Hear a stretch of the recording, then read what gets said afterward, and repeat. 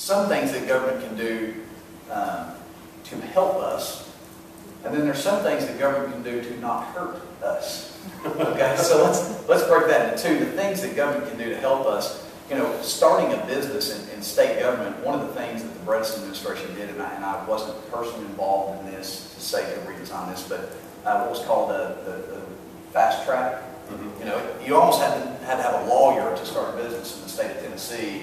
You would go to 10 different areas and fill out different paperwork, and I remember doing this. I did it as part of, I believe, that fast track, where it streamlines the process. You know, people find whether it's paying your taxes, and let me tell you, we stumbled along the way. I started my business as a young person with just an idea, right? We've stumbled along the way.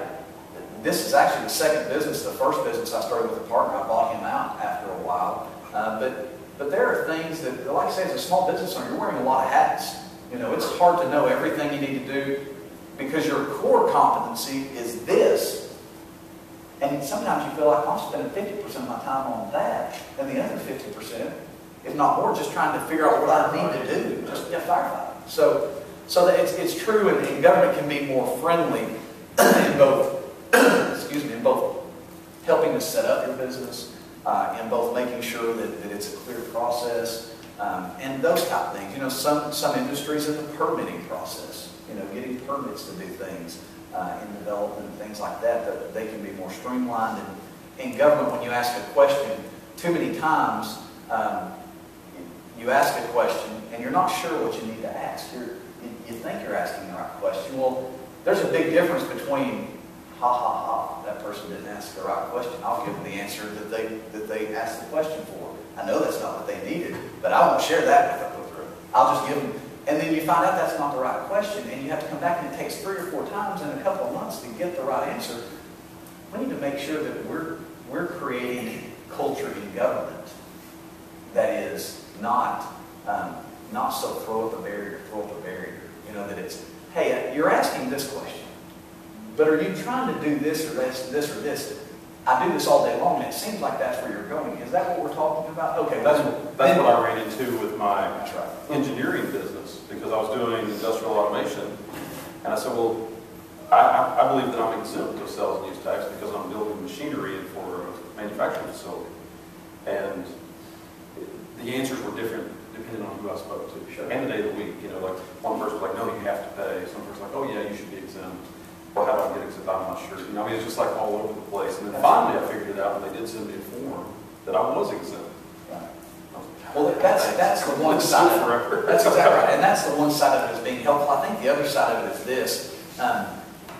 Whether you're starting up or whether it's recruiting a new business to Knoxville, I told people that companies are not going to move to an area today with so much competition between cities and states. Businesses that want to move to Knoxville, they want to know that the government, that the CEO of the government, the mayor, and I'm a big believer that the CEO of the city truly is the mayor, they want to know that the mayor gets it, that they're not going to spend $250 million or $500 million or like Vocker Kimmy right down the road at $1.5 billion. And that city government, they get it that the chamber is out there to recruit them, but what they want to know is, does the city government get it? Does the county get it? Do the commission and council, do they get it? Or are they about to pass a rule or a regulation or a zoning, you know, or a tax that, you know, the other shoe drops and it puts you out of business? Right. You know, today we've moved to where businesses are expecting that as much as anything else. And so, to me, the next mayor of Knoxville, when I'm thinking about, you know, and I hope each Knoxvillian thinks about who you want getting on that plane. Who you want flying to California or Michigan or Maryland, to New York, to Ohio, to sit across a boardroom table, you know, with a world-class CEO to talk about moving good companies and well-paying jobs in Knoxville. You're going to want somebody that can sit across that table and talk about a balance sheet, a pro forma, a cap sheet, know what those are. Right. You know, but to be able to say, this is why Knoxville is a great place to move a business, to start a business, to grow a business. I've done that. I get it. I understand the risk. Again, what I was saying a second ago, if you've been in government for the last 30 years, you don't know what we go through as small business owners, right, as entrepreneurs. We're at risk. As I said earlier, that 18-month-old, my pregnant wife, if I don't kill her, they don't eat it. Right. We're at risk. And government sometimes loses sight of that. And when they make it hard for us to do business, so many times, you cause roadblocks there that really hurt small business owners.